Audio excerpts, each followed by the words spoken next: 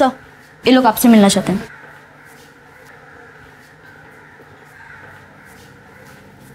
जी कहिए।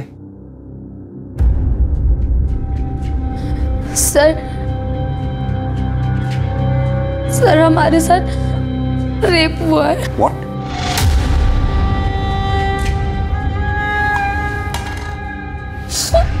पानी पीजिए।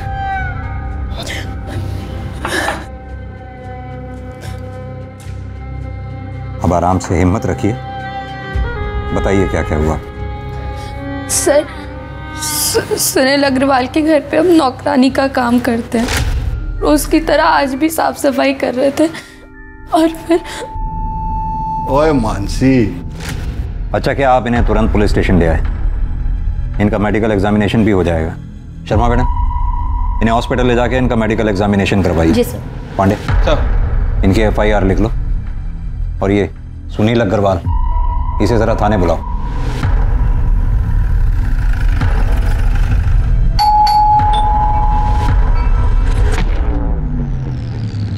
कौन आया है?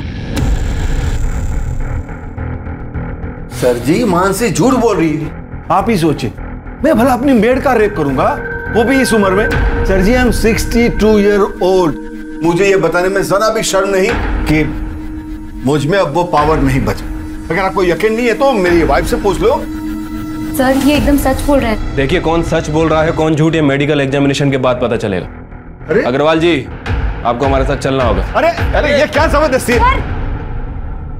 मिस्टर सुनील अग्रवाल और मानसी, आप दोनों की मेडिकल रिपोर्ट इस वक्त मेरे सामने है। मानसी की मेडिकल रिपोर्ट में साफ साफ लिखा है कि मानसी पहले से ही सेक्सुअली एक्टिव है। डॉक्टर्स का मानना है कि मानसी के प्राइवेट पार्ट्स में किसी भी तरह के सीमेन के कोई ट्रेसेस नहीं मिले। जहां तक मिस्टर सुनील अग्रवाल का सवाल है, उनकी मेडिकल रिपोर्ट के मुताबिक डॉक्टर्स का मानना है कि वो पेनिट्रेटिव सेक्स करने की क्षमता खो चुके हैं, यानी कि मेडिकली वो किसी का रेप नहीं कर सकते। सर, मैंने तो पहले ही कहा था, ये आजकल की मेड ऐसी होती है। मोटी पार्टी देखी नहीं कि पैसे इकट्ठे के चक्कर में रेप तक के झूठे इल्जाम लगा देती है। क्या मतलब है आपका? मेरी बहन झूठ बोलेगी? हाँ। मेरे पति कभी किसी का रेप नहीं कर सकते। और ये, इसे तो वो बेटी की तरह मानते हैं। झूठ बोल रहे हैं ये दोनों मिलके। सर, एक लड़की के लिए उसकी इज्जत से बढ़कर कुछ नहीं होता है। तुम्हारी मेडिकल रिपोर्ट में साफ साफ लिखा है कि तुम्हारा रेप हुआ ही नहीं है, बल्कि तुमने पैसे हटने के चक्कर में अपने मालिक मिस्टर सुनील अग्रवाल पर झूठा आरोप लगाया। सर ये गलत है। ये झूठ बोल रहा है आदमी। क्या झूठ है क्या सच है अभी पता चल जाएगा। यादव सर, जरा लेकर आओ उसे। Okay sir.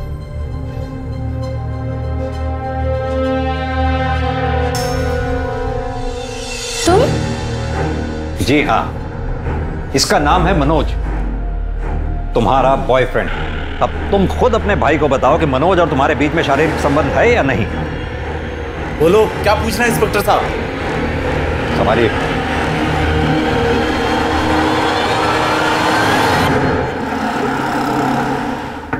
मानसी, दरवाजा खोलो।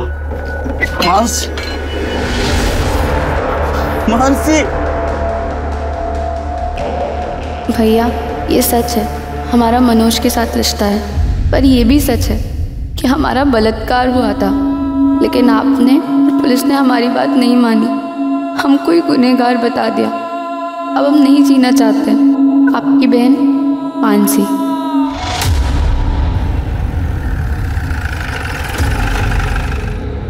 मानसी ने सुसाइड किया, इसमें मेरा क्या दोष है? दोष है, क्योंकि मानसी ने अपने सुसाइड नोट में साफ साफ लिखा है कि उसका बलात्कार हुआ था। साफ साफ बताइए कि माजरा है क्या? माजरा कुछ भी तो नहीं सर। माजरा क्या हो सकता है मतलब? सर ले आओ। सर, ये बेड के नीचे 2 बॉक्स मिला है और देखिए इन बॉक्सेस में क्या मिला है। सेक्स टॉय भी रखा है सर। तो माजरा ये है, इससे आपने मानसी का रेप किया था। जवाब दीजिए। सर, मेरे पति ऐसा किसी के साथ कर नहीं सकते सर। आप प्लीज चुप रहिए। इतना सब कुछ मिलने के बावजूद भी आप अपने पति की तरफदारी कर रही हैं। मेरे पति ऐसा कभी किसी के साथ कर ही नहीं सकते। आप शांत रहिए। हाँ, सारा कसूर मेरा ही है, मैं ही दोषी हूँ। मानसी ने मेरे कारण सुसाइड किया। I want the responsibility. अरे सुनील! नमस्कार, आदाब। क्राइम पेट्रोल सतर्क के ब्लैक हेडलाइंस अध्याय के आज के एपिसोड में आप सबका स्वागत है। जिन लोगों से हमारा व्यवहार होता है उन पर भरोसा करना लाजमी है, लेकिन भरोसा एक ऐसी चीज है जो बहुत सोच समझ कर करना चाहिए। मानसी ने सुनील पर भरोसा किया और उसका दिया हुआ शरबत पी लिया। नतीजा ये हुआ कि वो सुनील द्वारा अननेचुरल यानी कि अप्राकृतिक तरीके से किए गए रेप का शिकार बन गई। पुलिस को सुनील के घर पर वो 2 बैग मिलने पर सुसाइड करना इस बात को साबित करता था। ये एक अजीब केस था जहां पर पीड़ित और प्रताड़ित दोनों ने ही आत्महत्या कर ली थी। पुलिस के केस क्लोज करने के बाद भी ये मामला तकरीबन 1 महीने तक मीडिया में चर्चा और वाद विवाद का विषय बना रहा। शहर के समाज सुधारकों के एक खेमे ने सुनील अग्रवाल और मानसी गोस्वामी की आत्महत्या के लिए पुलिस को दोषी ठहराया, जिसे पुलिस महकमे ने बेबुनियाद बता दिया। इतने हो हल्ले और हंगामे के बाद ये केस यहां बंद हो चुका था, लेकिन क्या वाकई में ये इस केस का अंत था या फिर ये एक बड़े केस का एक छोटा सा हिस्सा था?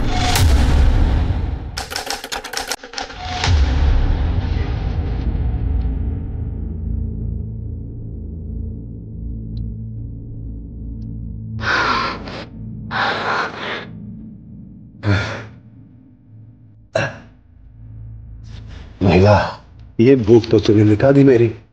हाँ? अब मेरी पेट की भूख भी मिटा दे। मैं अभी ना कर रहा था। हाँ? अपनी उम्र के हिसाब से आपको भूख तो ज्यादा नहीं लगती साहब जी? ये मेरी तो काम वाली नहीं है, मेरी डॉक्टर भी है। तो इसी तरह मेरी भूख बढ़ाते रहे, मैं तेरी पगार बढ़ाता रहूं। यहाँ भी आया।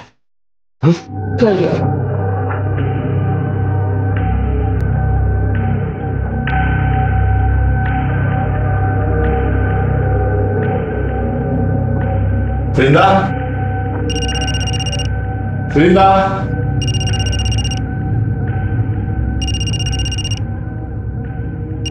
वृंदा, अरे कहाँ चली गई? साहब मैसेज चेक करो।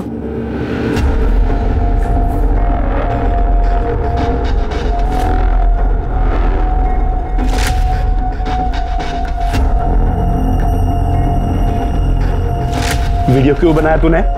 और ये मुझे क्यों भेज रही है? तो 5 लाख, और अगर नहीं दिया ना तो तुम्हारी बिल्डिंग में वॉचमैन, धोबी, माली, हर एक फ्लैट वाले को ये वीडियो भेज दूंगी, समझा? अच्छा, तो तू 24 घंटे हैं तेरे पास, रखती हूँ।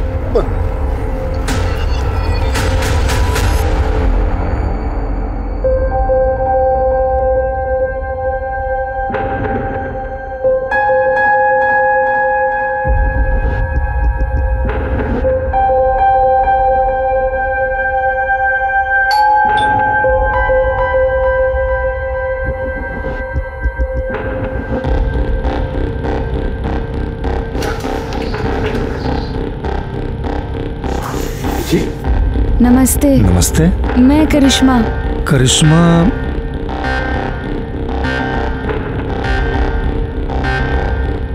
ओ हाँ हाँ करिश्मा, आ जाओ आओ, अंदर आओ बेटा। अरे खुशी, वो डोमेस्टिक हेल्प आ गई है करिश्मा, आओ बैठो बैठो।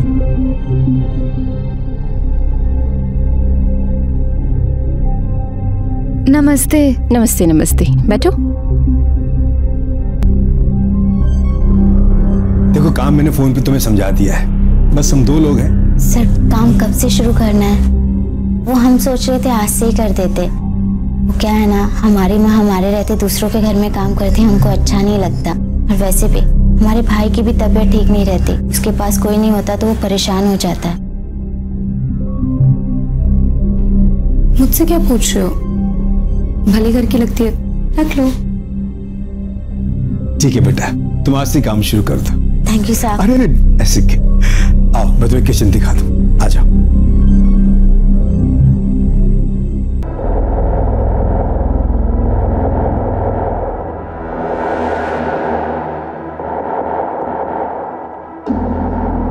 क्या बात है साहब, जल्दी इंतजाम कर लिए पैसे का। लो।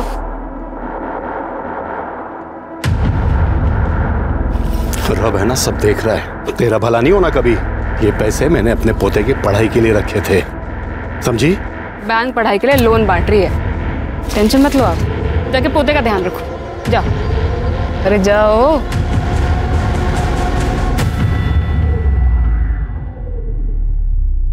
क्या हुआ रे? अरे क्या बात है? हाँ? ये देखो मैं आप लोगों के लिए क्या लेके आई हूँ। क्या लाई है? समोसा और जलेबी। पैसा कहाँ से मिला रे? अरे जिनके यहाँ काम करती हूँ उन्होंने दिए। वो ना समोसा जलेबी खाएगा। ये देख। हे जंगली भाई, तेरा नौकरी ऐसे ही चलत रहे, जिससे हमरे मोनू का इलाज और पढ़ाई भी निमह जाए, घर भी चलत रहे।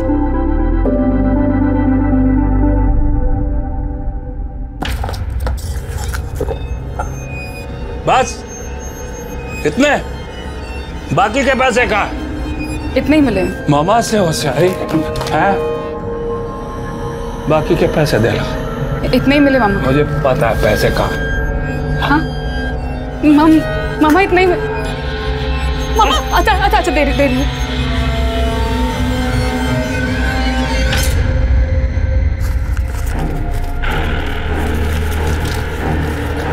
मामा थोड़े से मुझे भी दे दे। ताकि तू भाग जाए। हैं? अरे तेरे माँ बाप ने जब तेरे को घर से बाहर निकाला ना, तो इस मामा ने आसरा दिया तेरे को। चल दबा जा।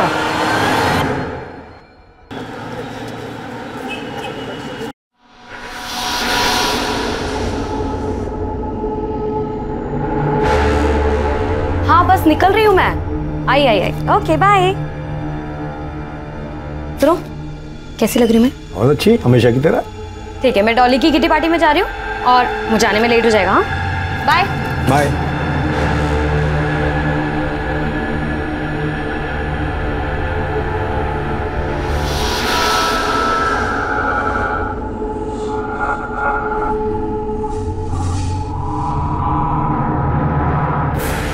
अरे करिश्मा बेटा, ये जूस पी लो। नहीं साहब। कितना काम करती हो तुम, इसके पीने से तुम्हें ताकत मिलेगी। लो बेटा लो। अरे लो, पियो। शाबाश।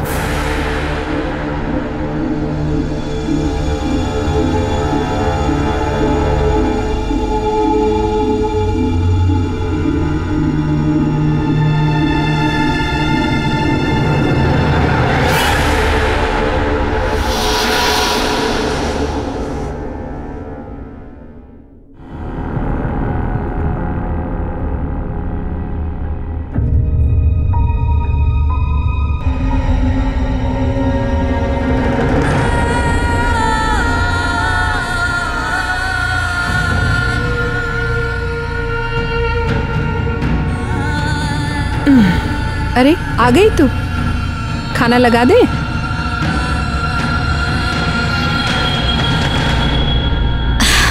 करिश्मा, क्या हुआ बेटा? तबीयत ठीक नहीं है का? चाय पिएगी? चाय बना दे। हाँ हमारा कुछ भी खाने पीने का मन नहीं, हम कल से नौकरी पे नहीं जाएंगे। उन लोगों ने डांट दिया का?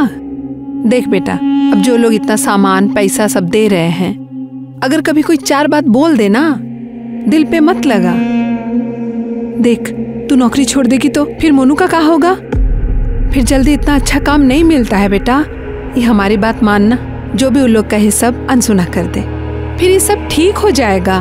तू काम पे नहीं जाएगी तो घर कैसे चलेगा रे?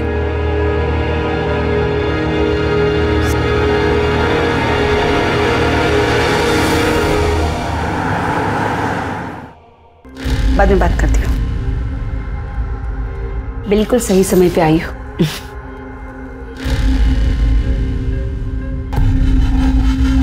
ये है तुम्हारा नया शिकार। कुछ दिन इसका पीछा करो, देखो ये सही समय पे किल ठोक दो। नमस्ते, मैं धीरे जरूर आऊँ। क्या लेंगे आप मालिक? चाय पानी? अरे नहीं, कुछ तकलीफ मत कीजिए आप। ये आपका बेटा है? हाँ बेटा जरा यहाँ आना। क्या रुस्तिकर साहब? ये लो बेटा, ये तुम्हारे लिए। हाँ जा बाहर खेलो, जाओ।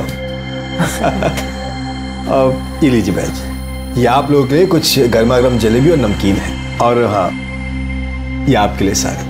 हमारे लिए साड़ी? हाँ लीजिए। करिश्मा नजर नहीं आ रही। हाँ करिश्मा घर पे ही है, हम अभी बुलाते हैं। करिश्मा।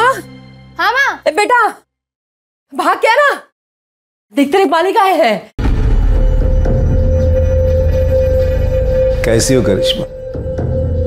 बेटा कल काम पे नहीं आई तुम? मालिक इसका ना तबीयत थोड़ा ठीक नहीं था, लेकिन कल से आएगी। हाँ कल से आएगी काम वो पे। तो ठीक है। करिश्मा के लिए मेरे पास एक बहुत अच्छा सा ऑफर है। क्या है बहन जी, वो बहुत अच्छा काम कर रही है, तो मैं सोच रहा हूँ कि इसे अपने बहू बेटे के पास दुबई भेज दूं। दुबई? अरे जरा सोचिए बहन जी, यहाँ का 20 रुपया मतलब वहाँ का 1 रुपया, मतलब उसकी पगार 20 गुना बढ़ जाएगी। और हर 3 महीने में हम उसे आपके पास भेज देंगे मिलने के लिए, और आपकी और आपके बेटे की देखभाल के लिए तो हम है ही यहाँ पर। कहिए क्या ख्याल है आपका? अच्छी ये लीजिए, ये एडवांस। मालिक आप तो देवता आदमी है। ऐसा कुछ नहीं। करिश्मा ये तो किस्मत है, इतने अच्छे आदमी के काम करने को मिला।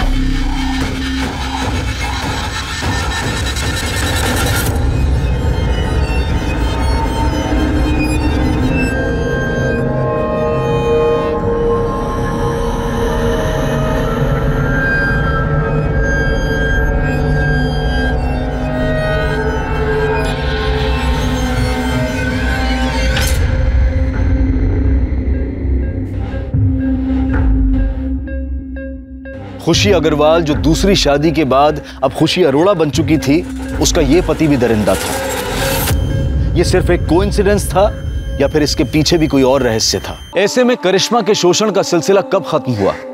खुशी और वैशाली को करिश्मा के साथ हो रहे अत्याचार का पता चला भी या फिर नहीं?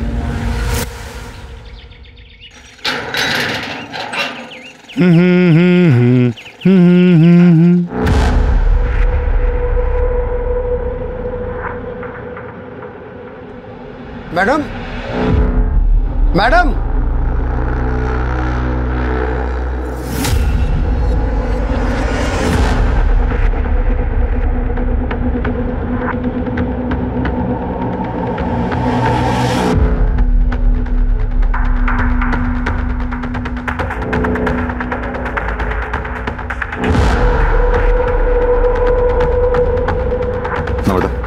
चेक करो, देखो आप। आप काफी स्वेलिंग है, हो सकता है जोर से वार किया। टेरेस और बिल्डिंग के आसपास अच्छी तरह से छानबीन करवाओ, देखो कुछ मिलता है क्या। अगर कातिल ने कत्ल यहाँ किया है तो हो सकता है मर्डर वेपन यहीं कहीं उछाल के फेंका हो। सर आप लोगों में सबसे पहले किसने देखा भाई? सर मैंने। आपने बॉडी के आसपास कुछ देखा? नहीं सर, कुछ नहीं। आप लोगों में से कोई इसे पहचानता है क्या? नहीं सर। नमस्ते सर, मैं सोसाइटी का सेक्रेटरी हूँ। मैंने इन सब से बात कर लिया, मगर हम में से किसी ने इस लड़की को इस सोसाइटी में कभी नहीं देखा। एक बात बताइए, आपके सोसाइटी में सीसीटीवी काम कर रहे हैं? हाँ जी सर। हमें पिछले 2-3 दिन के सीसीटीवी फुटेज चाहिए होगी। मिल जाएंगे सर।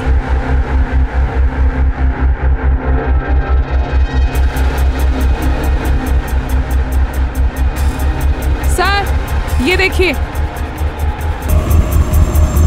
सर पाँव के पास ये हेयर स्टाइल मिला है और ये हेयर कलर विक्टिम के हेयर कलर से काफी अलग है। सर मैंने पूरी बॉडी चेक की, लेकिन कहीं कोई निशान नहीं है और बॉडी के आसपास खून के धब्बे भी नहीं है। बाल का डीएनए विक्टिम के डीएनए से मैच करवाओ और बॉडी एक बार फिर से चेक करो, देखो कहीं कोई निशान तो नहीं। सर। संदीप,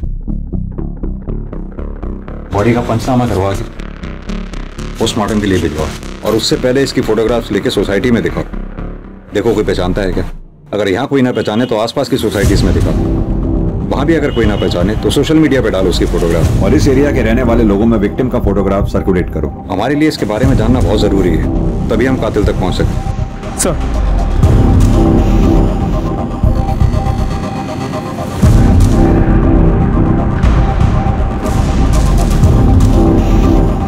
आप दोनों इसे पहचानते हो? नहीं।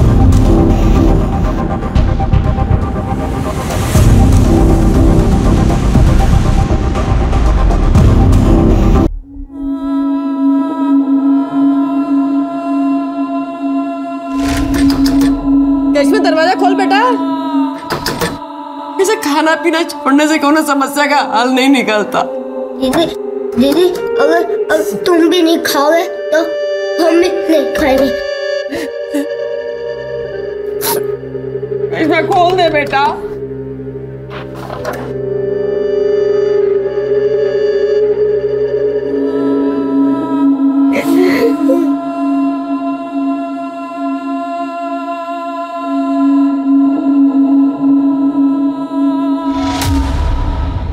सर उस अनआइडेंटिफाइड बॉडी की पोस्टमार्टम रिपोर्ट।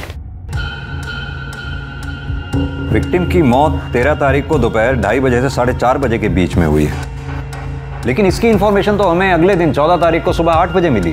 कुछ समझ में नहीं आ रहा, भरी दोपहर में टेरेस पे मर्डर। सर ये बिलीवेबल नहीं लग रहा।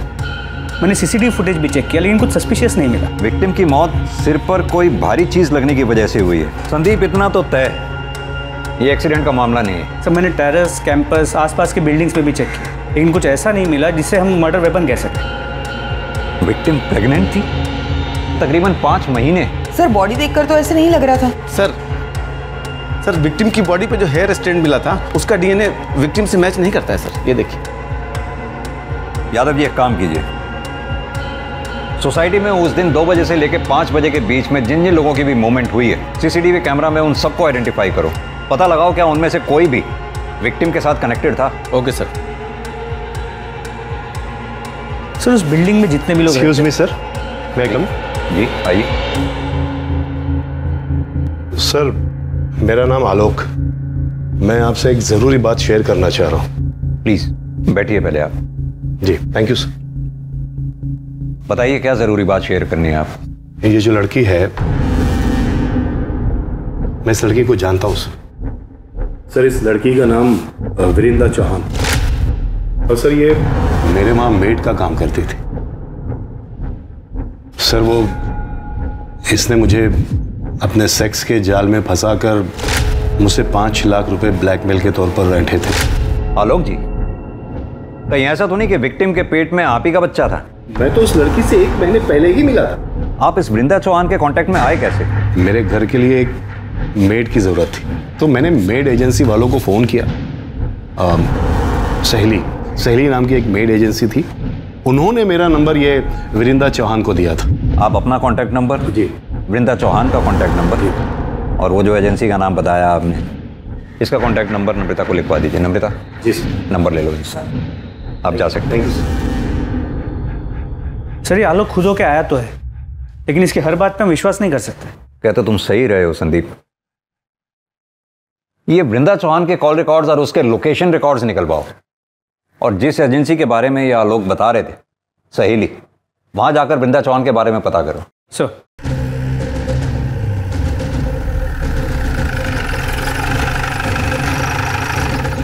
वृंदा हमारी एजेंसी के साथ 7 महीने से जुड़ी हुई। 2 महीने किसी के यहाँ काम करने के बाद एक दिन रोते रोते मेरे पास। ठीक।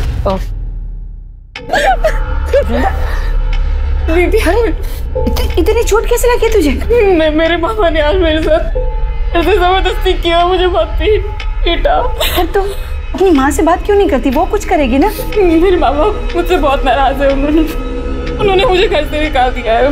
मैं उनके पास नहीं जा सकती दीदी, नहीं जा सकती दीदी। वो एक अलग कहानी है।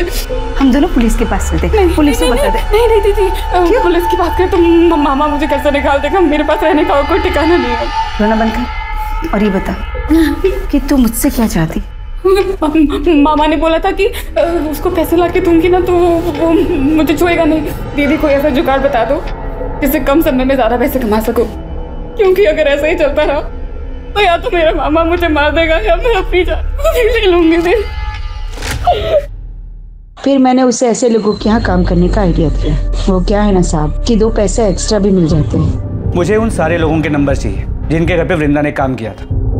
हो सकता है उन्हीं में से कोई वृंदा के होने वाले बच्चे का बाप हो और उन्हीं में से किसी ने उसे मारा हो।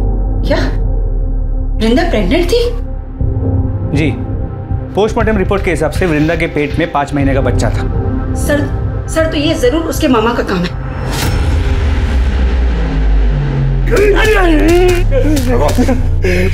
जनाब जितना मारना मार लो जनाब, मैं सच कहता हूँ मैंने इंदिरा के साथ जबरदस्ती जरूर की जनाब, लेकिन मैंने उसका खून नहीं किया। जबरदस्ती की? जनाब जैसे तू जबरदस्ती कर रहा है, इसे जबरदस्ती नहीं रेप कहते हैं। बता 13 तारीख को दिन में 2:30 बजे से लेकर 5:30 बजे तक कहाँ था? जनाब उस दिन मैं ट्रक में सामान लेके हरिद्वार गया था। आप चाहो तो सिंह कंपनी में फोन करके पूछ लो। आइए जनाब। हमें सिखाएगा तू? वो जो इंदिरा जिन बुड्ढों को चूना लगाती थी उनमें से किसी ने मारा होगा जनाब।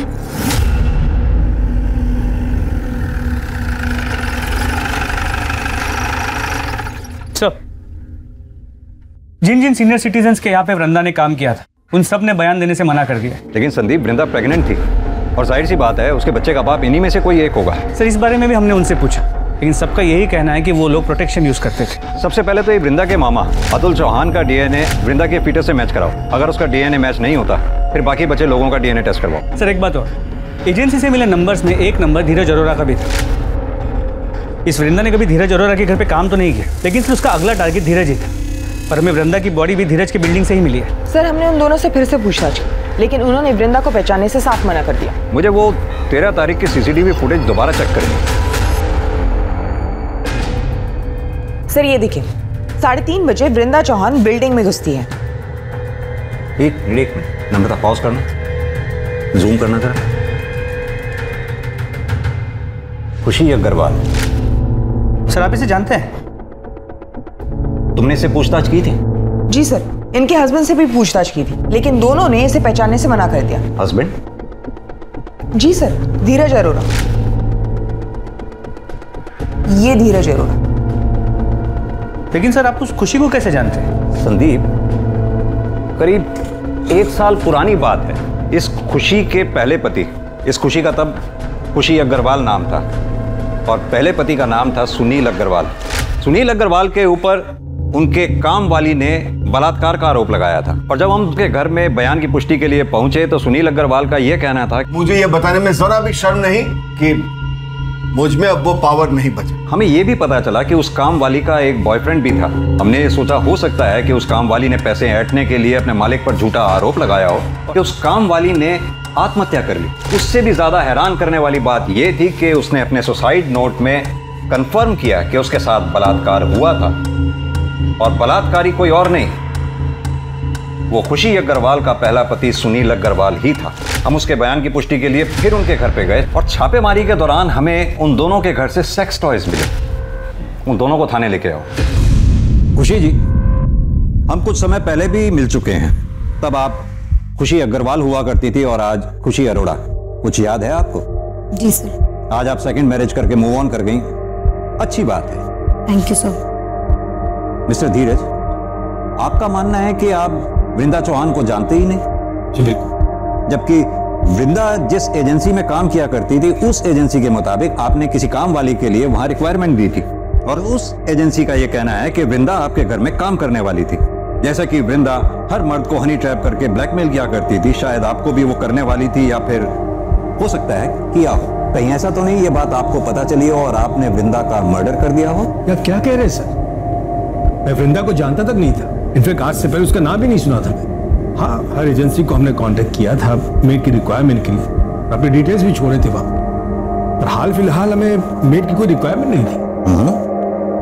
नमिता, जरा धीरज जी को दिखाओ।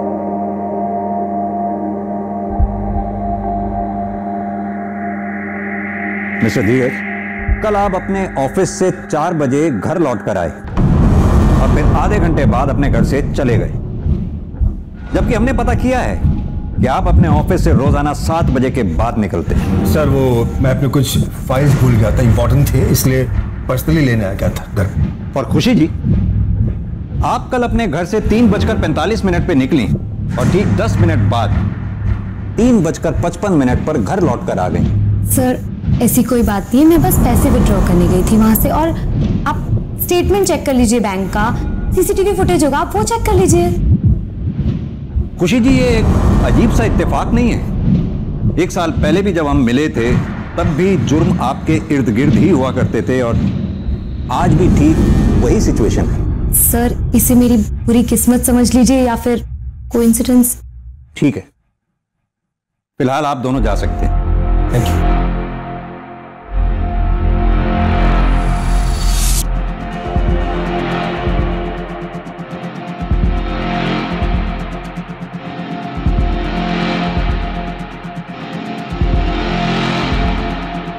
संदीप, लगता है खुशी मैडम का हेयर फॉल आजकल कुछ ज्यादा ही हो रहा है। और सर इस बाल का कलर लगभग उस बाल के कलर जैसा है जो हमें क्राइम स्पॉट पे मिला था। मैं चाहता हूं कि तुम इस बाल का डीएनए पहले मिले हुए बाल के डीएनए से मैच करो। मेरी गट फीलिंग ये कहती है ये दोनों बाल एक ही इंसान के हैं और वो इंसान कोई और नहीं, खुशी अग्रवाल और खुशी अरोड़ा ही है। वृंदा का मर्डर एक के बाद एक रहस्यमयी मोड़ ले रहा था। किसने किया था वृंदा का खून?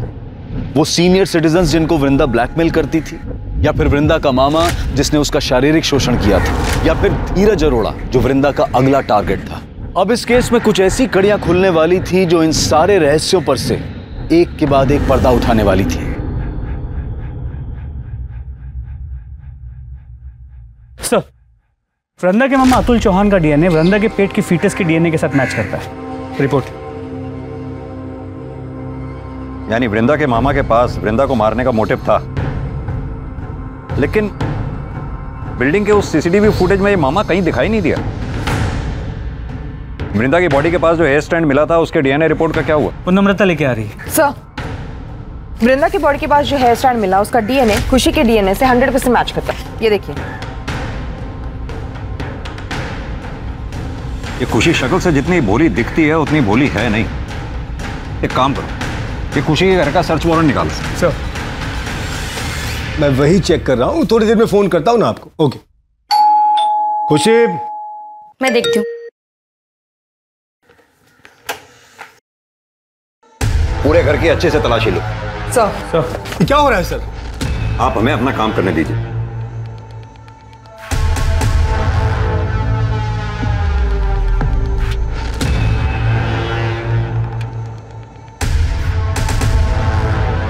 सर, ये देखिए।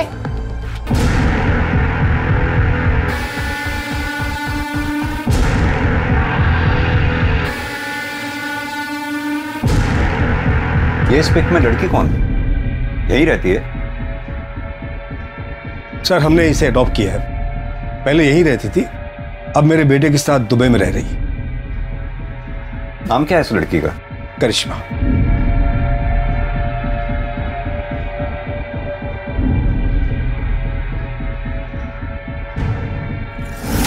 सर, एक मिनट आइए, देखिए क्या मिला है। सर, मर्डर वेपन तो नहीं मिला, लेकिन ये सब कुछ मिला है। और सर, ये देखिए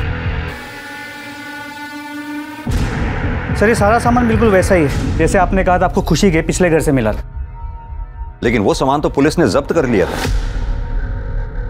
ये सामान आपने नया खरीदा है क्या? मुझे कुछ समझ नहीं आ रहा। मिस्टर धीरज, क्या आपकी भी सेक्स करने की क्षमता चली गई है? नहीं, क्यों?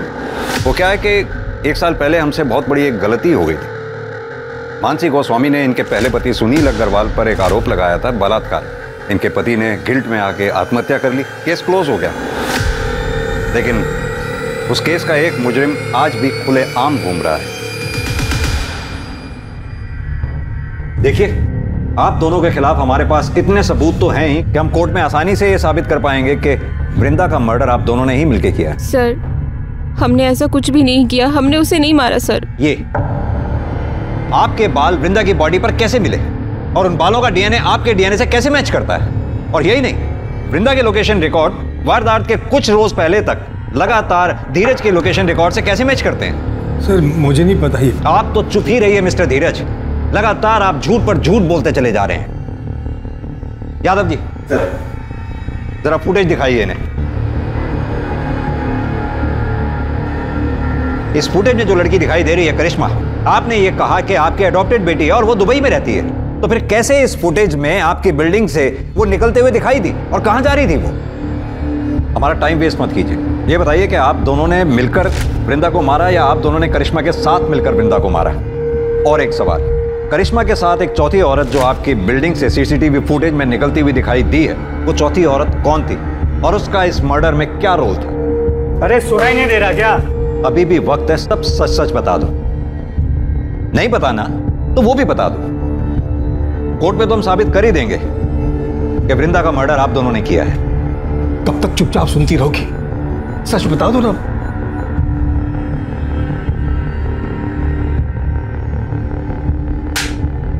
तुम्हारे पास फालतू का टाइम होगा, हमारे पास नहीं। बोलो।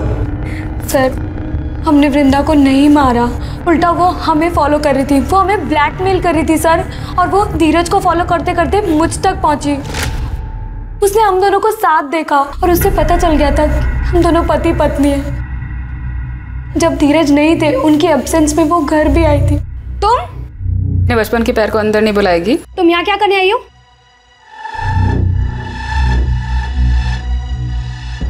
तुझसे इतना प्यार किया था, 9 साल पहले मुझे गांव में अकेला छोड़ा ही था। सारे गांव वालों ने मेरा सर मुंडवा दिया, माँ बाप ने घर से निकाल दिया, अम्मा ने मेरा रेप किया। ये अच्छा है, मेरी जिंदगी खराब करके अय्याशियाँ कर रही है। तो क्या चाहती है? 1 लाख रुपए। किस बात के 1 लाख रुपए? तेरे पति को बताऊं तेरे बारे में? खोलूं तेरी बोल? हवा टाइट हो गई तेरी। कहाँ से लाऊं मैं 1 लाख रुपए? घर पे रखे होते हैं 1 लाख रुपए। बाजू में ATM है और तेरे पास 2-3 अकाउंट तो होंगे ना। तो एक काम कर, सारे अकाउंट से थोड़े थोड़े पैसे निकाल के 1 लाख रुपए दे दो। मौसी तुम्हारे मुंह पर ला करके 1 लाख रुपए।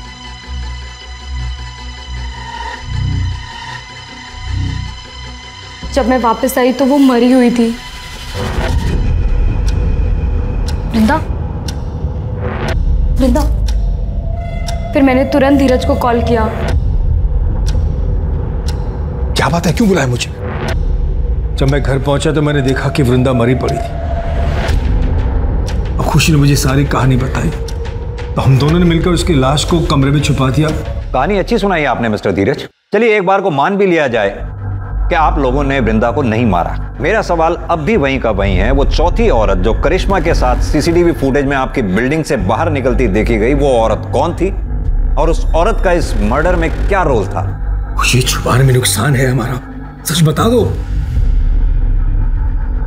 सर मैं बताता हूं, करिश्मा और उसकी मां वैशाली ने ही वृंदा को मारा है।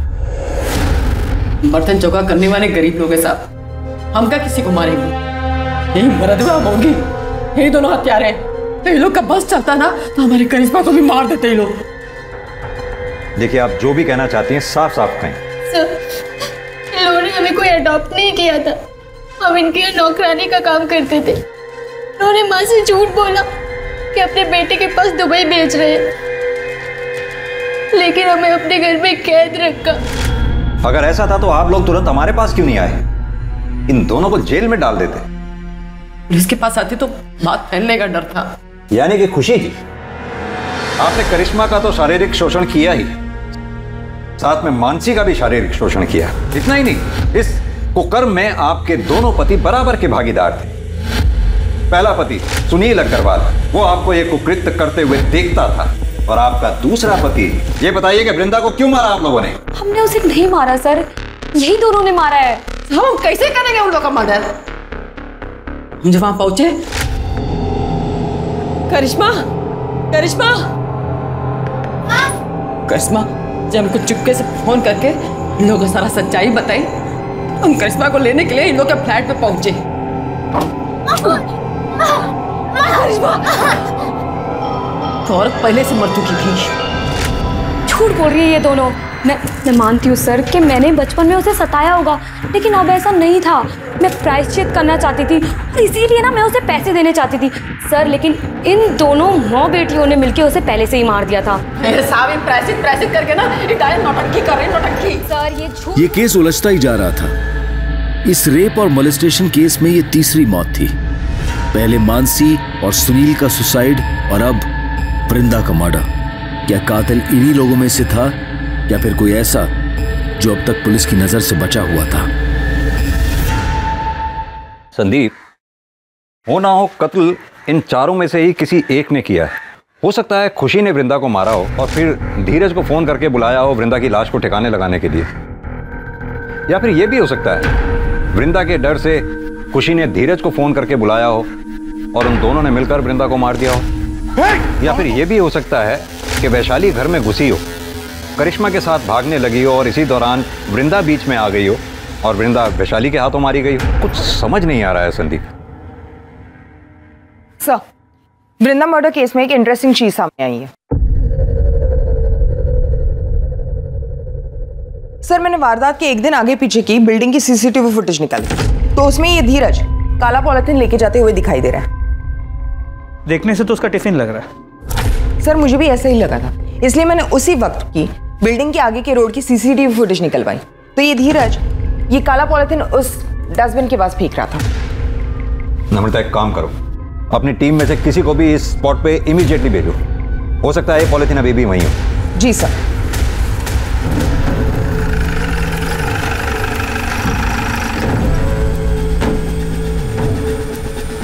महेश। Yes sir.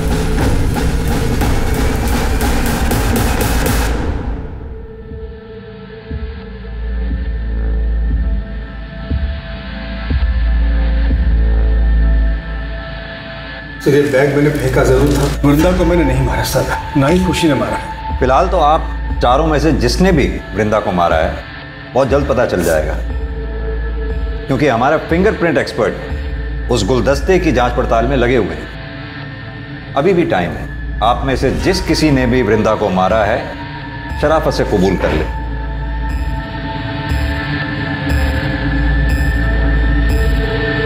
सर खून हमने किया।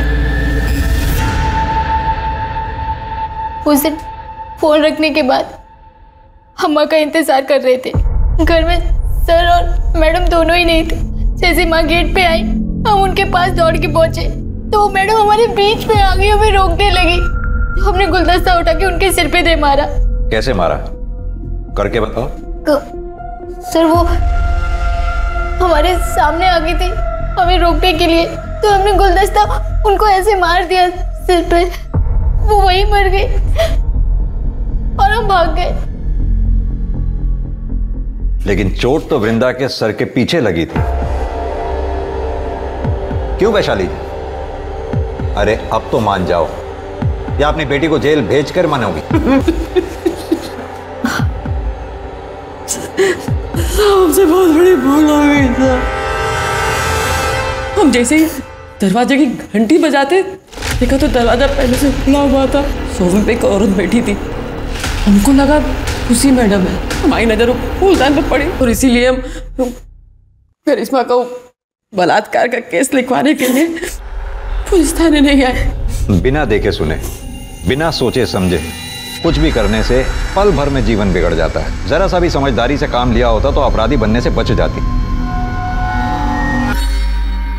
आज की तारीख में हमारे देश में समलैंगिक रिश्ते में होना कोई जुर्म नहीं है। अब तो कानून भी पास हो चुका है जो LGBT कम्युनिटी को मान्यता देता है। लेकिन अगर कोई भी रिश्ता हवस की आड़ में जोर जबरदस्ती से बनाया जाए तो वो जुर्म है। खुशी की दरिंदगी का शिकार ना सिर्फ मानसी, वृंदा और करिश्मा हुई, बल्कि खुशी की हिरासत के बाद और भी कई लड़कियां सामने आई। और इस सीरियल रेप और मोलेस्टेशन के लिए खुशी के साथ साथ उसके पार्टनर्स को भी सजा दी गई। ये केस दर्शाता है कि समाज के दरिंदों की कोई शक्ल नहीं होती, कोई जेंडर नहीं होता। लेकिन ऐसे कई केस रोके जा सकते हैं अगर सही समय पर पुलिस को इसकी सूचना दे दी जाए। हमें बस चौकन्ना और सतर्क रहने की जरूरत है।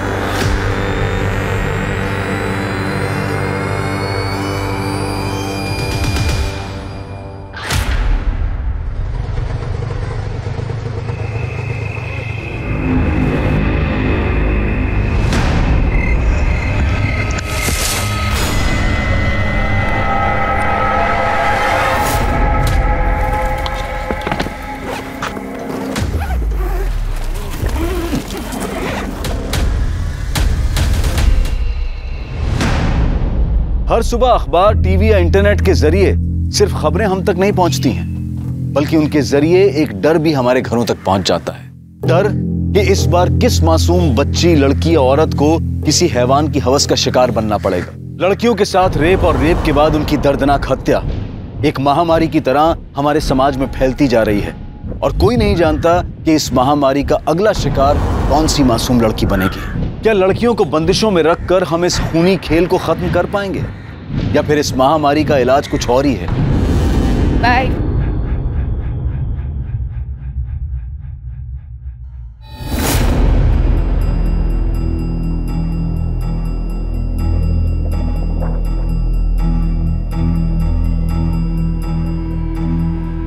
नेहा।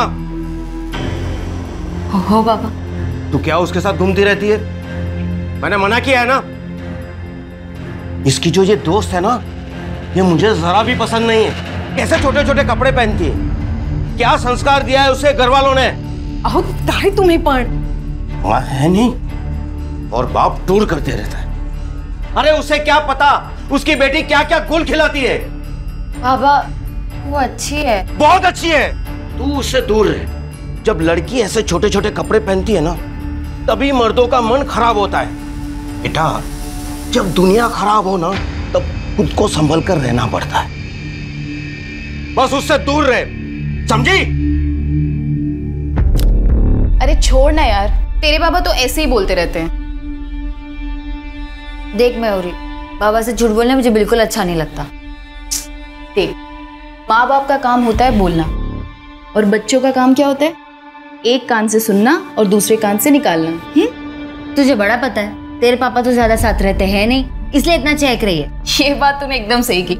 मतलब मैं इतनी खुश हूं ना, पापा महीनों महीनों टूर पे रहते हैं, मुश्किल से 15 दिन में एक बार फोन पे बात होती है। कोई टेंशन ही नहीं है लाइफ में यार। अच्छा सुन, अब तू भी टेंशन लेना छोड़ और एक काम कर, पोस्ट कर मेरी, तेरी फोटो खींचती हूँ। नहीं, मुझे नहीं खिंचवानी कोई फोटो। अरे कर ना। नहीं नहीं नहीं मयूरी, अरे इधर देख, ऐसे पाउट कर, पाउट।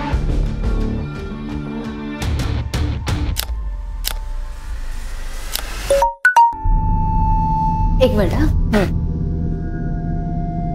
अच्छा चल मैं आती हूँ। अरे अरे कहाँ चल दी मेरी बुलेट ट्रेन? अरे आ रही हूँ यार।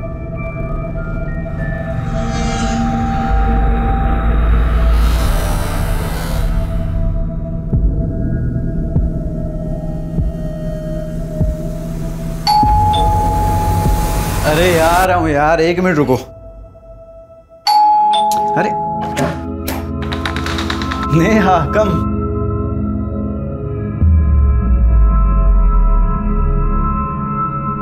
अरे ये क्या कर रहे हैं आप? अरे जब तुम मेरे सामने होती हो तो मैं अपने आप को कंट्रोल कैसे कर सकता हूँ?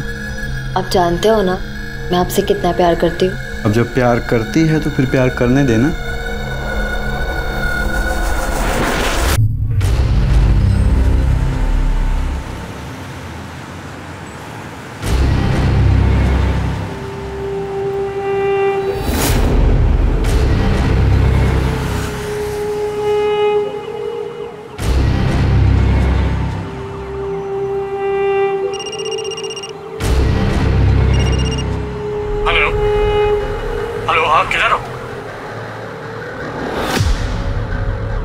ओ हेलो, इधर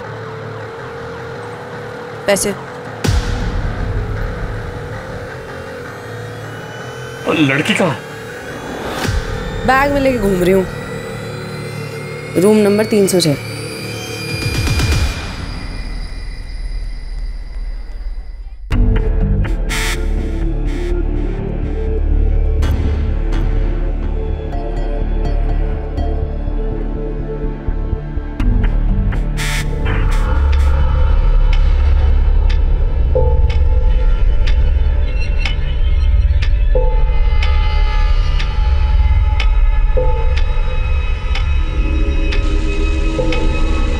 अरे कोई है?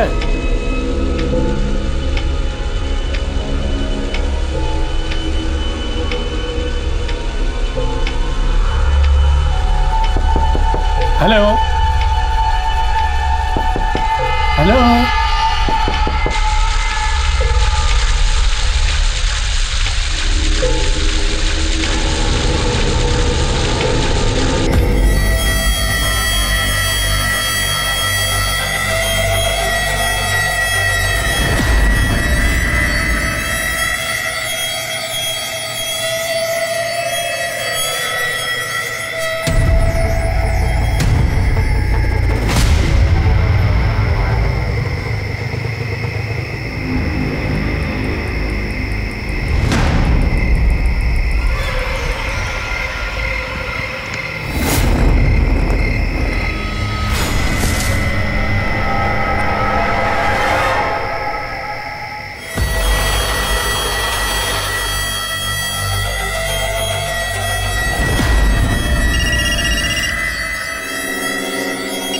ये देख। क्या उल्लू बनाया तुमने साले का? अबे उल्लू तो इसे भगवान ने बना के भेजा है, मैंने तो सिर्फ इसके उल्लू होने का फायदा उठाया है। बीवी को बच्चे के साथ घर में छोड़ के आते हैं और बाहर बीवी करते घूमते हैं। इनके साथ तो यही करना चाहिए।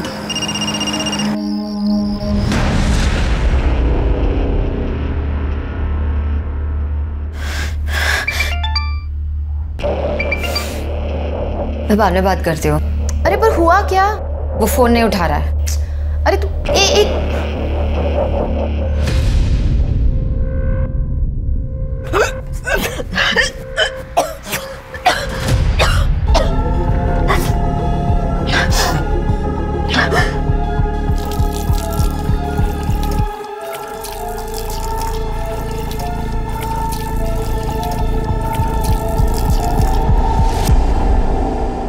माता पिता अपने बच्चों को अच्छी परवरिश, अच्छे संस्कार देने की पूरी कोशिश करते हैं, लेकिन कई बार वो बच्चों को अनुशासन के नाम पर इतना बांध देते हैं कि बच्चों के पास उस बंधन को तोड़ने के अलावा और कोई रास्ता नहीं बचता।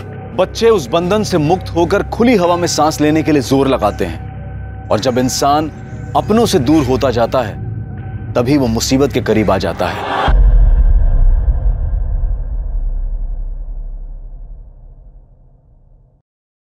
शिर्के, रिका में क्या है? क्या देख रहे हो? सर वो चंद्रयान 2 के विक्रम लैंडर का कनेक्शन इसरो से टूट गया है। ओह, कोई बात नहीं।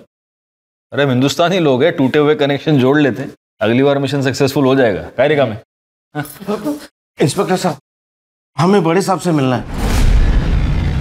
सर, हमारी बेटी नेहा पता नहीं कहाँ चली गई है। वो सुबह ही निकल गई थी कॉलेज के लिए, अभी तक वापस नहीं आई। हो सकता है वो अपने किसी दोस्त के साथ हो। नहीं नहीं साहब, मैंने उसकी सारी सहेलियों को फोन किया है। आने दो उसे, उसकी खबर लेता हूँ। वो पूजा के साथ भी नहीं है, हो सकता है मयूरी के साथ हो। मैं उसे फोन करके देखती हूँ। मयूरी के साथ ही होगी। कितनी बार मना किया है उसे। नहीं आंटी, नेहा तो आज कॉलेज ही नहीं आई।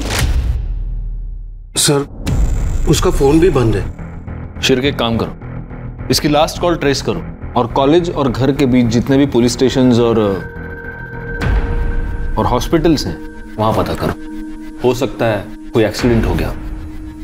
साहब, मेरी बेटी को ढूंढ दीजिए, रात हो गई है, उसे अंधेरे से बहुत डर लगता है। Room number 306। पैसे भी मिल जाएंगे। एक बार जरा चीज तो देख लूं। बॉस, जो लड़की आपने मेल में फाइनल की थी ना, वो लड़की आपका कमरे में वेट कर रही है। अब ना तो मैं आपकी बहन हूँ और ना आपकी साली, जो आपका हाथ पकड़ के आपको लड़की के कमरे तक लेकर जाऊं। तू मेरा हाथ पकड़ के नहीं लेके जाएगी, लेकिन मैं तेरा हाथ पकड़ के लेके जाऊंगा। क्या कर रहे हो? ये क्या कर रहे हो? हाथ छोड़ो मेरा, छोड़ो मेरा। ये क्या तमाशा लगा रखा है? चुप। लड़की के साथ आप चला, पता कहाँ है? अरे ऊपर आ। बहुत भारी पड़ेगा, गलत काम खुद कर।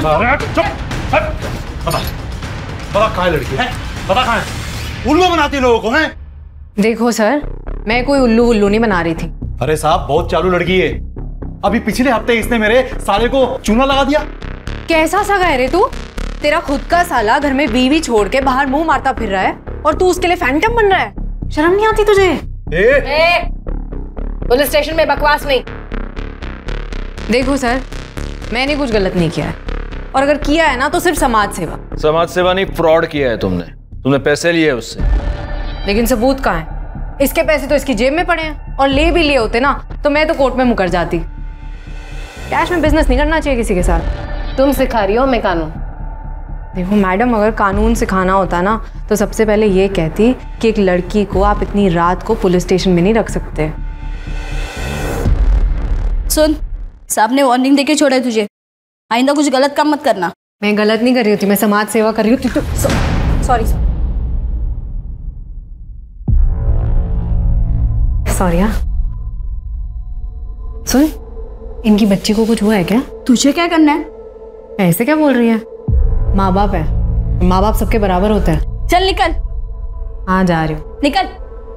सर, नेहा के फोन लोकेशन के हिसाब से उसका फोन उसके कॉलेज के एरिया में ही बंद हो गया। इसका मतलब वो कॉलेज गई थी और वहां से ही गायब हुई है। एक काम करो, कॉलेज एरिया के आसपास जितने भी सीसीटीवी कैमरास हैं उन सबकी फुटेज निकलवाओ। और उसके माँ बाप अभी भी यहीं बैठे हुए हैं क्या? जी। उनको बोलो कि प्लीज घर चले जाए। Okay sir.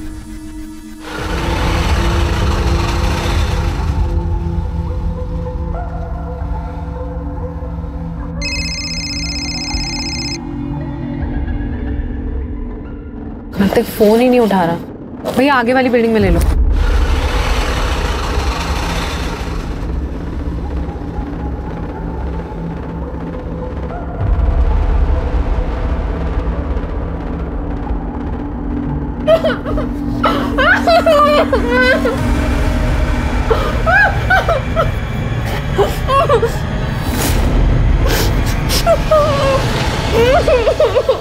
खबरदार जो तूने इसे दोबारा हाथ भी लगाया तो। नहीं मैं ये नहीं करूंगी। अरे कुछ नहीं होगा बोल रहा हूँ। हाँ तुझे कुछ नहीं होगा, फंसूंगी तो मैं ना। नहीं मैं नहीं करूंगी। प्लीज मेरे लिए प्लीज। प्यार करती हूँ तुझसे, इसे सही गलत सब कर लेती हूँ, लेकिन धोखा मत दियो तो मुझे। क्या कर सकती हूँ, देख रही है ना तुम। प्यार किया है कभी किसी से? किया होता तो समझती।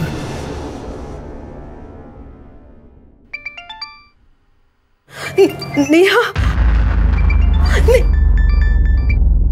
नेहा कहाँ हो तुम? तू ठीक तो है ना? हाँ नेहा बिल्कुल ठीक है, और जब आप मेरी बात मानेंगे तो आगे भी ठीक ही रहेगी। कौन बोल रहा है?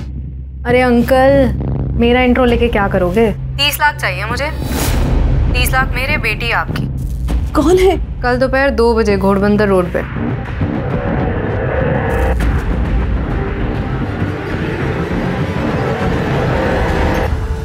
क्या हुआ?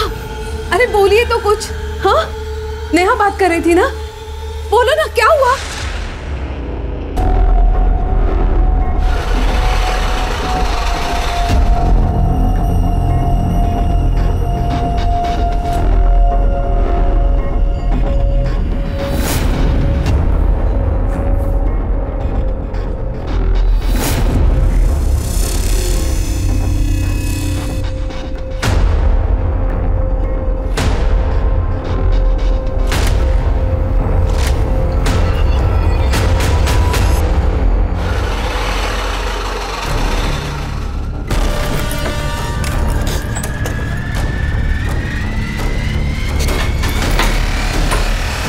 क्या हुआ? पुलिस थी। तेरे बाप ने बुलाई है ना पुलिस?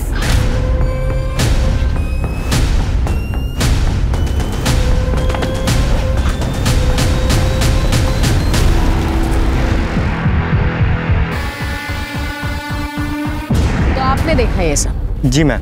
आपका नाम क्या है? राधेश्याम। राधेश्याम, आप क्या कर रहे थे उस वक्त यहाँ? मैडम हम लोग यहाँ से गुजर रहे थे तो यहाँ देखा कि ये बैग पड़ा हुआ है। पास आके देखा तो इसमें खून लगा था, इसलिए पुलिस को फोन किया। लगता है काफी दिन तक बंद रखा गया था इसे। हमें बैग भी काफी पुराना है, मुझे नहीं लगता कुछ पता चलेगा इससे। एक काम करो, फॉरेंसिक को इन्फॉर्म करो और इसकी फैमिली को भी।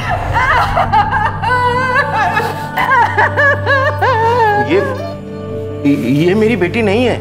आपकी बेटी नहीं है? मेरी बेटी तो ऐसे कपड़े नहीं पहनती थी। बॉडी के हाथ में एक टैटू है, आप पहचानते हैं इस टैटू को? ऐसे कोई टैटू उसके हाथ पे नहीं था। ये हमारी बच्ची, आप मार क्यों नहीं रहे? नहीं है हमारी। गलत सोच रही है तू, वो हमारी बेटी हो ही नहीं सकती। मैंने तो उसे पैसे दे दिए थे सर, फिर वो हमारी बेटी को क्यों मारेगी? आपने पैसे दे दिए? तो और क्या करता सर, आप लोगों को बताकर मैं देख चुका था। मैं अपनी बेटी की जान दोबारा खतरे में नहीं डाल सकता। आप लोगों के फेल होने बाद मुझे फिर से उस लड़की का फोन आया था, किसी दूसरे नंबर से कॉल आया था। हेलो। प्यार नहीं है आपको अपनी बेटी से शायद, वरना इतनी बड़ी गलती कभी नहीं करते। अब मैं आपकी तरफ से नेहा को गुड बाय बोल दूं या उसको फोन दूं, आप खुद ही बोल दो। नहीं नहीं, मेरी बेटी को कुछ मत करना। 30 लाख? उतने पैसे नहीं है मेरे पास, मेरे पास सिर्फ 12 लाख है। आप भी ना बेटी की फिरौती दे रहे हो या मच्छी मार्केट में रावस खरीदने आए हो? भगवान के लिए मेरी बेटी को कुछ मत करना, मेरे पास बस इतने ही पैसे हैं। मैंने तो उसे पैसे दे दिए थे सर, फिर वो मेरी बेटी को क्यों मारेगी? पैसे मिल गए, उन्हें सबूत तो मिटाना ही था। आपको उन्हें पैसे नहीं देने चाहिए थे। कम से कम आप पुलिस को इन्फॉर्म तो करते। वो मेरी बेटी को मार डालते। तो अब क्या किया उन्होंने? मारी तो डाला। वो मेरी बेटी नहीं है, वो मेरी बेटी नहीं है। सर, नेहा की पीएम रिपोर्ट आ गई। तो रिपोर्ट के हिसाब से नेहा की पीठ पर 2 वार किए गए थे, चाकू जैसे किसी धारदार हथियार से। मरने के लगभग 24 घंटे पहले उसके साथ रेप भी किया गया। खून का टाइम क्या? मैम दोपहर 3 बजे से 6 बजे के बीच। रिपोर्ट में एक और इम्पोर्टेंट बात है, नेहा प्रेग्नेंट थी, मां बनने वाली थी। तो ये हो सकता है कि ये मर्डर उसी आदमी ने किया हो जिसका ये बच्चा है, और ये किडनैपिंग का पूरा नाटक पुलिस को गुमराह करने के लिए किया हो। आपको क्या लगता है? हो सकता है। नेहा के माँ बाप का कुछ और ही कहना है, कहना है? क्या? उनके हिसाब से नेहा बहुत ही सीधी सादी और ट्रेडिशनल लड़की थी, लेकिन उसकी सोशल मीडिया साइट्स और ईमेल्स कुछ और ही कहते हैं। उन पर कुछ इस तरह के फोटोग्राफ्स हैं।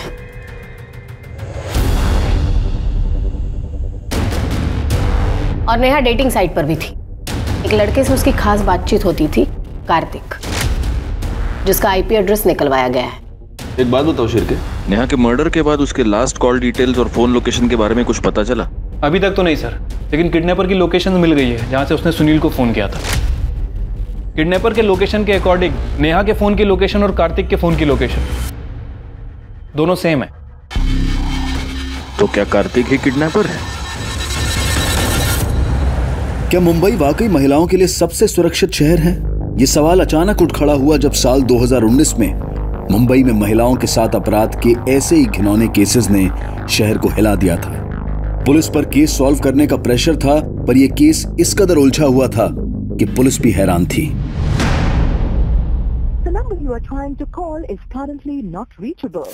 कार्तिक कहाँ रह गया यार?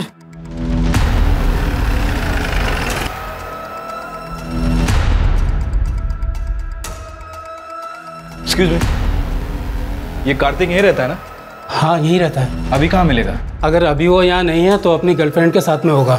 पास वाली सोसाइटी में रहती है, फ्लैट नंबर 504।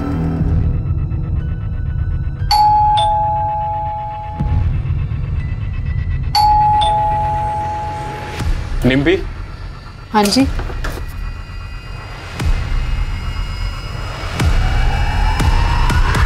क्यों लेकर आए हो, इतना तो बता दो। सर सर सर सर मैंने कुछ नहीं किया है सर, आप क्यों लेकर आए हो मुझे यहाँ पे? तुमने नेहा को किडनैप किया और उसके पिता को ब्लैकमेल कर रही थी।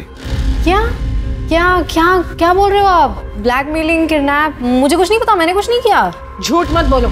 कार्तिक बॉयफ्रेंड है ना तुम्हारा? कार्तिक ने नेहा से डेटिंग ऐप पर फ्रेंडशिप की थी, चैट करते थे वो।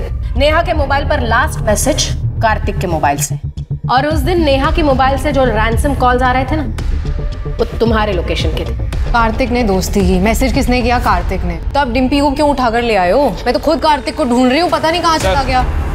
कार्तिक की लोकेशन ट्रेस हो गई है, जयपुर में वो। जयपुर?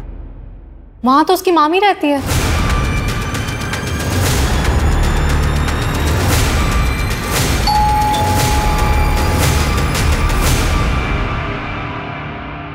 कार्तिक जी, चल।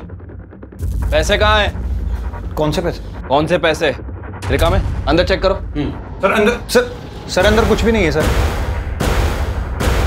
सर कुछ भी नहीं है सर अंदर। आप अभी पता चल जाएगा क्या है क्या नहीं है।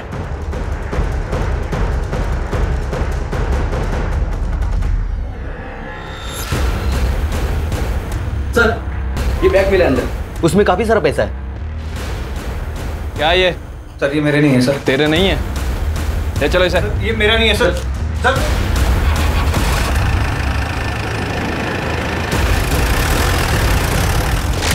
सर मैंने कुछ नहीं किया सर। सर मैं सच बोल रहा हूँ सर। कुछ नहीं किया? शिरके दिखाओ इसको।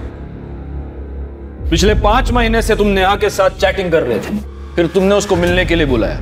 वो तुम्हारे बच्चे की मां बनने वाली थी, इसलिए तुमने उसका मर्डर कर दिया और हमें गुमराह करने के लिए किडनैपिंग का ये पूरा नाटक रचा। ये क्या कह रहे हैं सर आप?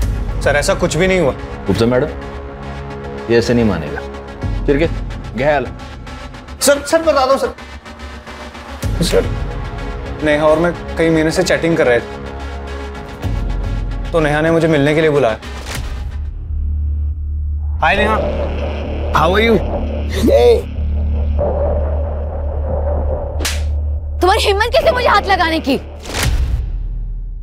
सर नेहा के अकाउंट से कोई और ही चैटिंग कर रहा था, ये बात मुझे बाद में पता चली, और डिम्पी को पता चल गया था कि मैं नेहा से मिलने भी गया था। इसी बात पर ये मुझसे लड़ी भी थी। ये क्या कर रहा था तू? मेरे होते हुए तो किसी और की तरफ आंख उठाकर देख भी कैसे सकता है? हाँ, फिर डिम्पी ने ही मुझे आइडिया भी दिया था। ना पैसे चाहिए, तेरी आइटम को किडनैप करते। क्या बकवास कर रहा है? सर मुझे कुछ नहीं पता, ये झूठ बोल रहा है। नाटक नहीं, मुंह बंद कर अपना। सर मैं नेहा को सॉरी बोलने के बहाने उसके कॉलेज के बाहर भी गया था। Sir Neha, I am sorry, वो शायद तुम्हारे अकाउंट से कोई और चैट कर रहा था तो मुझे पता नहीं लगा। इट्स ओके, कोई बात नहीं। ऐसे नहीं, तुम्हें पहले ही आइसक्रीम खानी पड़ेगी, तभी मुझे पता लगेगा कि तुमने मुझे माफ कर दिया। अरे इसकी क्या जरूरत? अरे नहीं, तुम्हें खानी ही पड़ेगी। ये लो। क्या अभी?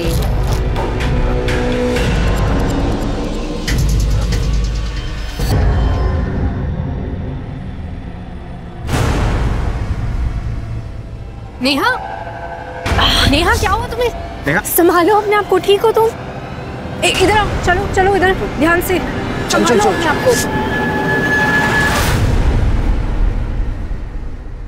झूठ बोल रहा है ये सर। उस दिन आप लोगों ने मुझे अरेस्ट किया था, मैंने कुछ गलत नहीं किया, और अगर किया है ना तो सिर्फ समाज सेवा। और जब मैं वापस गई हूं ना तो ये नेहा के साथ रेप करने की कोशिश कर रहा था। छोड़ इसे।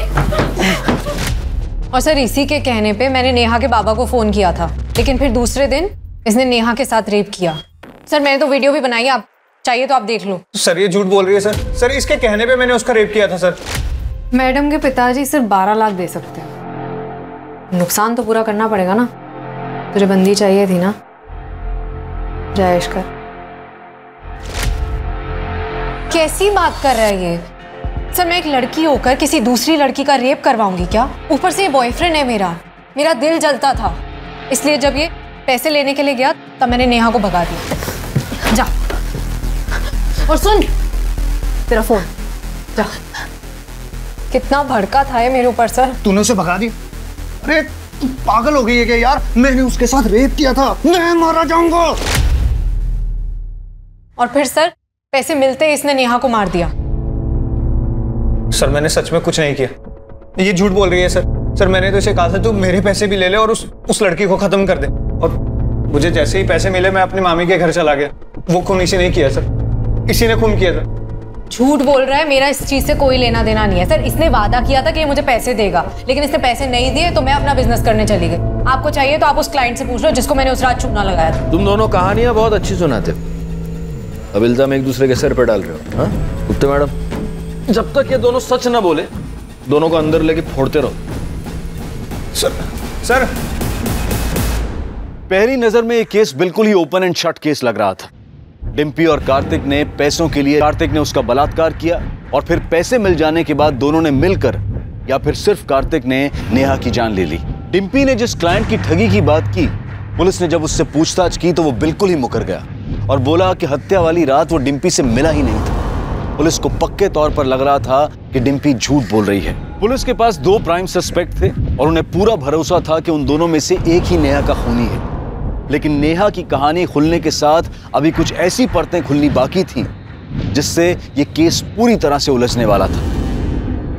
नेहा ने उस दिन फोन किया था मुझे। हेलो मयूरी, मुझे बहुत डर लग रहा है, मैं अपने घर के बाहर हूँ, घर के अंदर जाने की बिल्कुल हिम्मत नहीं हो रही है। बाबा मुझे जान से मार देंगे, तो प्लीज मेरे पास आ जा अभी। नेहा ने वेस्टर्न ड्रेस पहनी हुई थी और उसे बहुत डर लग रहा था कि इस हाल में अगर वो घर जाएगी तो उसके पापा उसे जान से मार देंगे। उन्हें लगेगा कि उसकी किडनैपिंग और उसका रेप उसकी खुद की वजह से हुआ है। सर उसके पापा बहुत गुस्से वाले हैं। ऐसा क्या कहते थे वो? अरे नेहा लेट हो रहा है यार, जल्दी कर। हाँ आई। तू बिना 5 मिनट रुक नहीं सकती। आई मैं ये थे। लेकिन उसके पापा ने उसे कभी जीने ही नहीं दिया। क्या तुम्हें पता था नेहा प्रेग्नेंट थी? उसके बॉयफ्रेंड का नाम क्या है? मैम वो नहीं पता, और मैंने उससे बहुत बार पूछा भी, पर वो हमेशा टाल देती थी। तुम्हें पता है वो किस डॉक्टर के पास जाती थी? डॉक्टर कदम। मैडम, ओ खूबसूरत वाली मैडम, सुनो ना, बात करनी है, आओ तो। मैडम सुनो ना, दिल बहुत घबरा रहा है, दुखी सी हो रही है, समझ रहे हो? एक सुट्टा लगाने दो ना। सुट्टा तो हम तुझे लगाएंगे और गिनेंगे भी नहीं। अरे यार बात। जाने दो इसे, कि जमानत हो गई। तुम्हारी जमानत हो गई है, लेकिन जब तक ये केस चल रहा है शहर से बाहर मत जाना। अरे सर, सुबह शाम हाजिर हो जाऊंगी, आप इशारा तो करो। वकील साहब, आप ही तो मेरी नैया के खिवैया हो। हाँ सर, आई थी नेहा मेरे पास यहाँ। तो फिर आपने नेहा की प्रेगनेंसी के बारे में उसके घर वालों को बताया? एक्चुअली सर नेहा ने मना किया था, लेकिन फिर भी मैंने उसके पापा को बता दिया था।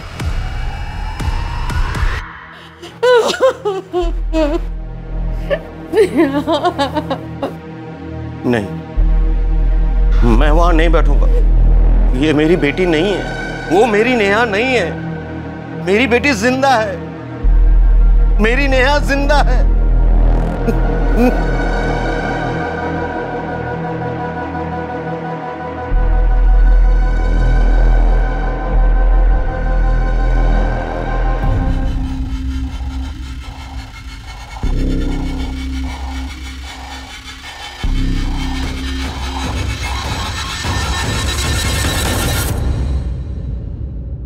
तो आपको ये यकीन है कि वो आपकी बेटी नेहा नहीं है? वो मेरी बेटी नहीं थी। क्यों? मेरी बेटी ऐसे कपड़े नहीं पहनती। फिर तो आपको ये भी पता नहीं होगा कि वो प्रेग्नेंट थी। नहीं, वो मेरी बेटी नहीं थी। मेरी बेटी ऐसी नीच हरकत नहीं कर सकती थी। वो आपकी बेटी ही थी, और ये बात आप भी जानते थे। आप ये जानते थे कि उसके हाथ पर टैटू है। आप ये भी जानते थे कि वो प्रेग्नेंट है, और आपके हिसाब से उसका प्रेग्नेंट होना एक नीच हरकत थी, और इस नीच हरकत के लिए आपने अपनी ही बेटी का मर्डर कर दिया। ये आप क्या कह रहे हैं? सच, और इस सच का सबूत भी है हमारे पास। आप खुद मानेंगे, आपसे मनवाया जाए। हाँ मुझे पता था, लेकिन मैं क्या करता? मेरा मन तो अभी भी मानने के लिए तैयार नहीं है कि मेरी बेटी ऐसा कुछ कर सकती है। वो आपकी बेटी ही थी। मयूरी के कहने पर और उसकी कॉल लोकेशन से ये पता चलता है कि नेहा उस रात घर से बाहर थी। हो सकता है वो घर पर आई हो, आपको गुस्सा आया हो, और गुस्से में आपने उसे मार दिया। नहीं, मैंने ऐसा कुछ नहीं किया। बिल्कुल ऐसे ही किया। उस दिन बैंक से आपने 15 लाख रुपए निकाले थे, जिसमें से 12 लाख अपने किडनैपर को दिए, और बाकी के 3 लाख क्या किया उसका? वो खर्च हो गया। लेकिन मेरा यकीन मानिए, मैंने अपनी बेटी को नहीं मारा है। ऐसा है कि जब बच्चों के साथ कुछ बुरा होता है तो वो सहारे के लिए अपने माँ बाप के पास जाता है, लेकिन अगर एक बाप अपनी बेटी का मर्डर करता है तो बुरा होने पर बच्चे किसके पास जाएंगे?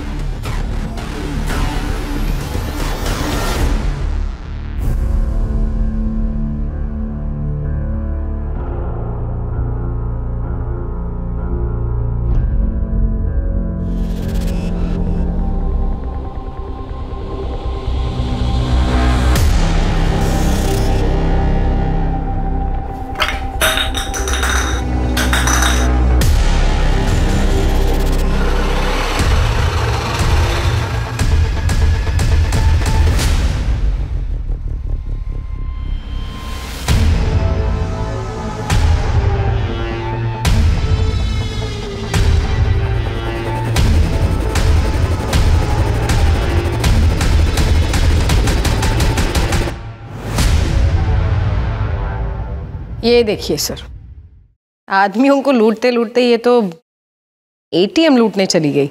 हिम्मत है इस लड़की में। गलत काम करने के लिए हिम्मत नहीं लगती, सही काम करने के लिए, सच के साथ खड़े होने के लिए हिम्मत लगती है। सर, नेहा के कॉल रिकॉर्ड में जितने भी नंबर थे मैंने सभी पे बात की। नेहा ज़्यादातर लोगों से नॉर्मली बात करती थी, लेकिन सर उसके फ़ोन रिकॉर्ड में एक ऐसा नंबर है जो 2 हफ्तों से बंद है। 2 हफ्ते पहले नेहा और उस नंबर पे बहुत ज़्यादा बातें हुई। इसका नंबर किसी अमन शिंदे के नाम रजिस्टर्ड है। उसका एड्रेस निकलो। सर उसके मुंबई वाले एड्रेस पे मैंने पता किया है, 2 हफ्ते से वो घर नहीं आया है, पुणे का रहने वाला है।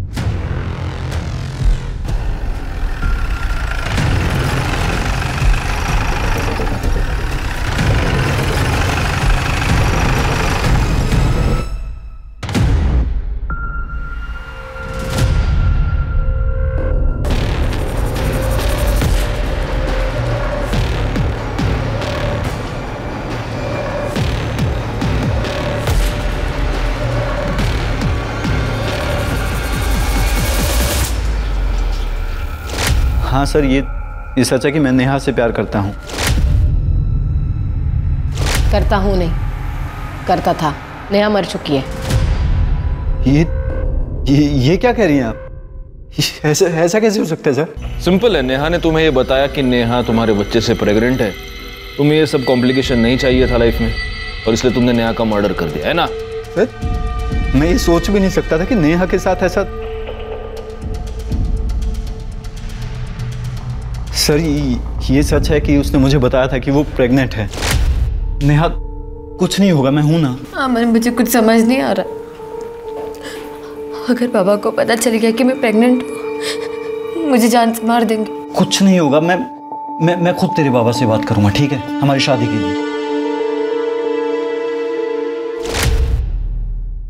तो नेहा से शादी का वादा करके तुम भाग गए, और ऐसे भागे कि अपना फोन भी बंद कर दिया।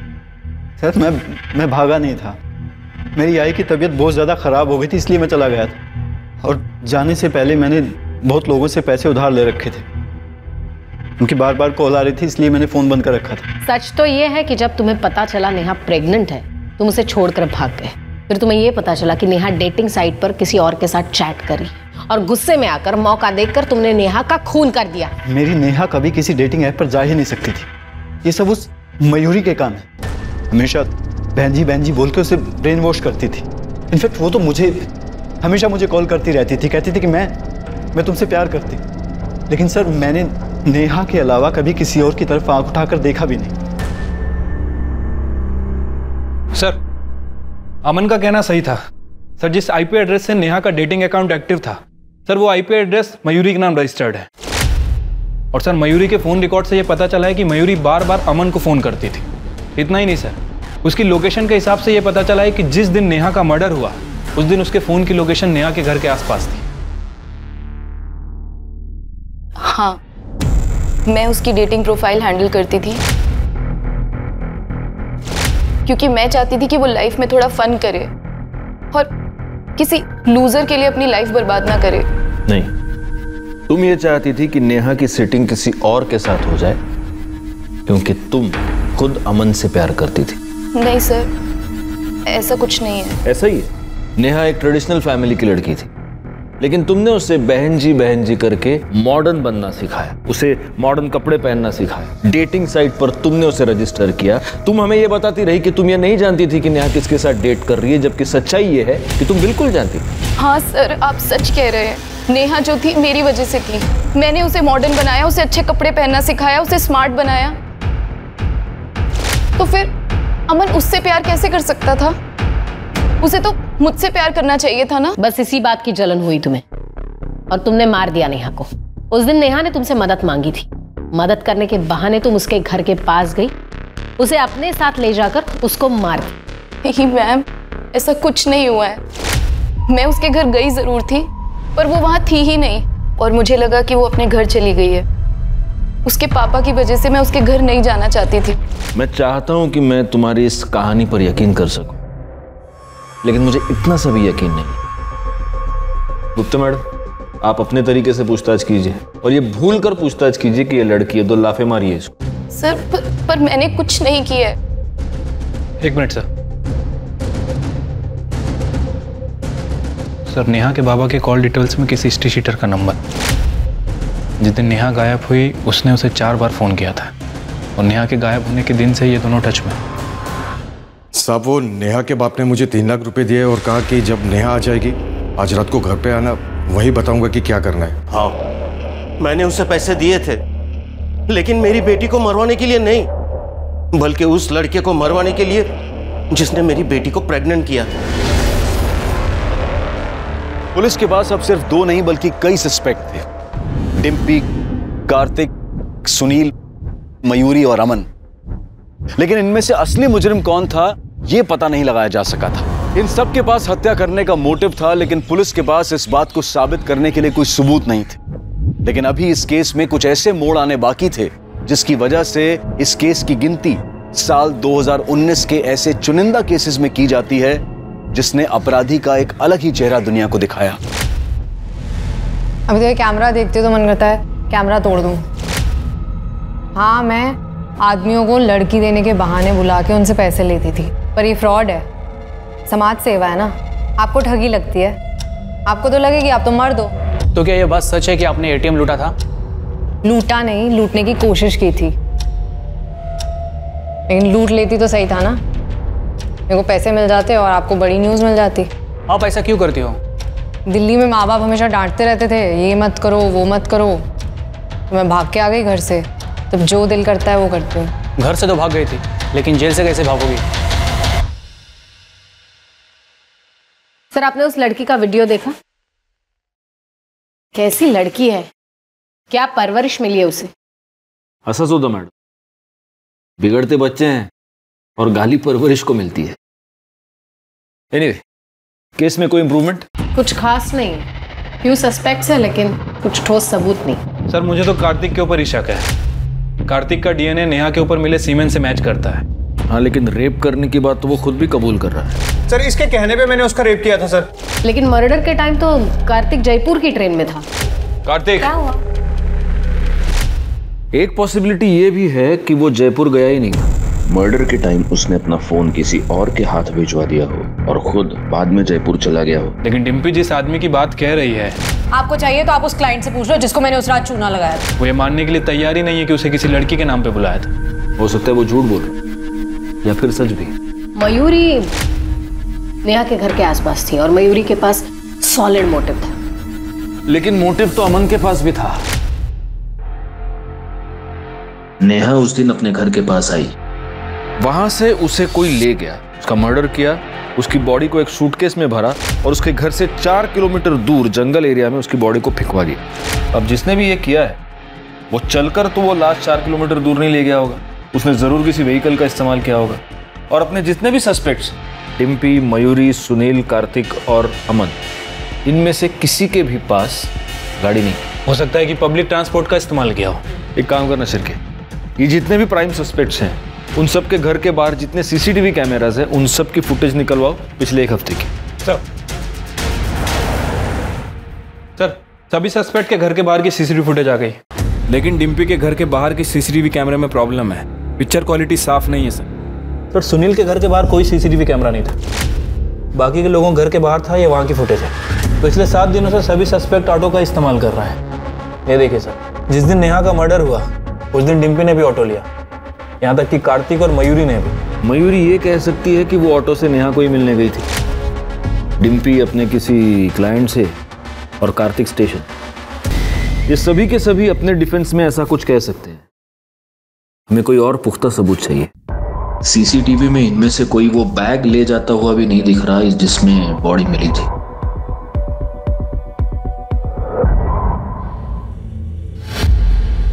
एक हफ्ता एक ही ऑटो। तू गया था उस दिन वहां? हाँ मैडम। कौन था तुम्हारी ऑटो में? तुम्हें वो ऑटो वाला याद है जिसे तुमने मंथली किराया देकर रखा? तुम जहां भी जाती हो उसी की ऑटो से जाती हो। लड़कियां सप्लाई करने के नाम पर जब तुम लोगों को उल्लू बनाती हो तभी भी वही ऑटो यूज करती हो। जब तुम एटीएम लूटने जाती हो तभी भी वही ऑटो यूज करती हो। और नेहा के मर्डर के बाद जब तुमने उसकी बॉडी को ठिकाने लगाया तब भी तुमने वही ऑटो यूज किया। तुम्हें यहां बुलाने से पहले उस ऑटो वाले को बहुत तोड़ा और उसने सब कुछ बोल दिया, तो अब तुम भी बोल दो, वैसे भी बड़बड़ करने का बहुत शौक है। मैं नेहा को मारना नहीं चाहती थी, वो तो कार्तिक डर गया था। वो बोल रहा था कि पुलिस उसे कुत्ते की तरह मारेगी। उसने मुझे ऑफर भी किया कि उसके हिस्से के 6.5 लाख मैं रख लूं, लेकिन नेहा को रास्ते से हटा दूं। और डिम्पी का सिर्फ एक भगवान है, पैसा। मुझे नेहा को किसी भी कीमत पर मारना था। नेहा की किस्मत खराब थी कि मुझे घर के बाहर ही मिल गई। ओए, यहाँ क्यों खड़ी है? फिर से किडनैप होने का इरादा है क्या? नहीं, मैं इन कपड़ों में घर नहीं जा सकती। किस्मत अच्छी है आज तेरी। शूटिंग के कपड़े रखे हैं मेरे, जा उसमें से उठा ले।